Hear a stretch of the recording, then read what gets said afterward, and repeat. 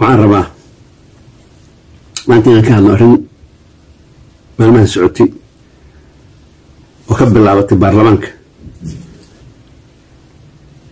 horta waxaan dhihi lahaa runtii baa taabatay. runtii aad hasha runta la yidhaahdo lagama waabto. runtii waxaa waaye wax badan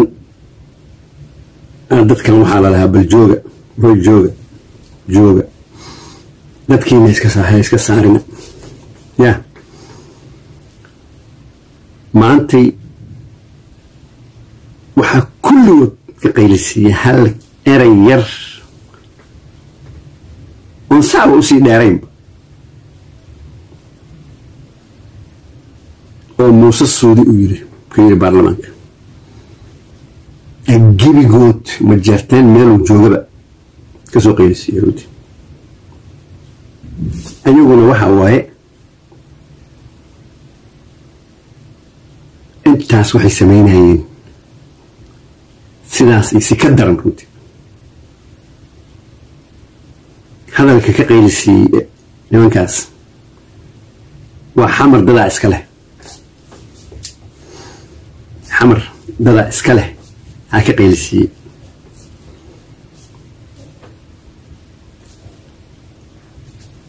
marka hadalladii ay ku hadleen markii arrintaas u dhacday bal ila dhegaysta bal.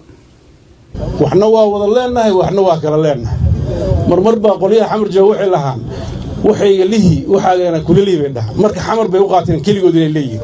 hadday keligood yeeshaan caasimadda Soomaaliyeed bay weynaysaa. haddii xamar ay noqoto caasimadda Soomaaliyeed waa la wada leeyahay iyada. waxaan ku dhigi lahaa deeda kale adoo cimrigaa ku jira baa guri waxaad leedahay dadka ka dhaxeeya asxoto maanta soo jeedis caasimadda annaga abgaal baale. waxaan ka hadlayaa nin xildhibaan ahaa iyo wada hadlay iyo suudi yarahow hadalkuna waa iga khasaaro. suudi yarahow hadalka aan u jeedinayaa waa iga khasaaro. suudi yarahow anugu waa ku aqaan xamar baan deganaa 9 sano iyo ma aqaan. dekadii xamar baan ka shaqaynaya waa ka badnay 9 sano dhowr iyo 10 sano yahay. abgaal waa niman wanaagsan. abgaal waa niman wanaagsan. guri ay leeyihiin baa seexanayay guri ma lahayn anigu. rag iyo naag walaal bay ahaayeen. yohoysee tahay kowdhe